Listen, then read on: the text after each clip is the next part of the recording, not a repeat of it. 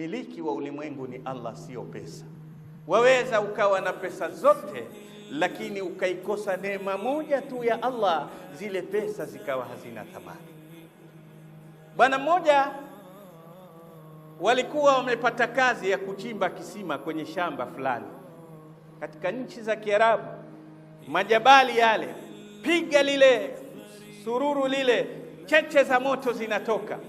Mmoja akasema, tabu yote wajua nini? Ingekuwa tuna mali tungepata tabu hii. Hii dunia kama huna hela, tabu tu. Basi wako watatu katika kufanya kazi ile, waingia nauba kwa shifti ya piga, huyo akichoka ingia mwingine. Ilipofika zamu yake, akipiga limetoka jiwe la dhahabu, jiwe kubwa la dhahabu. Akasema, leo nimeitikika, leo ameniitika. Vijana usema sagodi kaitika. Yule bwana hakuaga wenzake, hakujua hata kubeba nguo, aliondoka bila kujulikana na wenzake, hakubeba hata maji.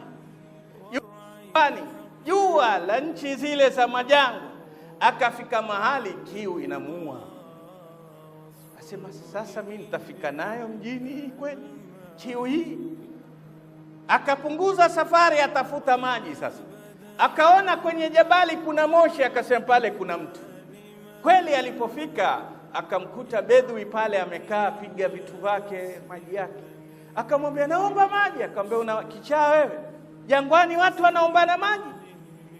Tafadhali nisaidie. Tena yule bwana achukua glasi ya maji, amuonyesha, piga vizuri, alafu mwambie, wewe una mchezo hapa, ni mahali pa kuomba maji? Basi niuzie. Wewe hivyo ulivyo nikuuzie nini wewe mchafu wewe? Nina dhahabu hapa. Bedui asema, nshawini hapa. Ngapi? Takupa. Akaenda naye mpaka robo ya dhahabu. Bedui amwambia, uhai, maji ni uhai, wewe utakufa bila ya maji. Waniuzia kipande cha dhahabu nusu, bado mpaka akakubali. Yuafa. Na unajua kiu au chochote unachokihitaji ukikiona ndio tabu zake huzidi. Akabidi atoe dhahabu yote ampatie yule bwana. Akampa kopo la maji, akapiga, akarudi kwenye sururu zake. Akasema, ya Allah, wa in ta'uddu ni'matallahi la. Kumbe neema za Allah ni nyingi. Mimi nilikuwa nikiona ni hela, nimepata dhahabu, nimeuza kwa glasi moja ya maji. Shukuru Allah tabaraka wa taala kwa hali ulivyo. Jua kwamba wewe una Allah na unahitaji kumshukuru Allah tabaraka wa taala kwa hali zako zote, kwa sababu neema za Allah kwako wewe ni nyingi sana, haziwezi kuhesabika idadi yake.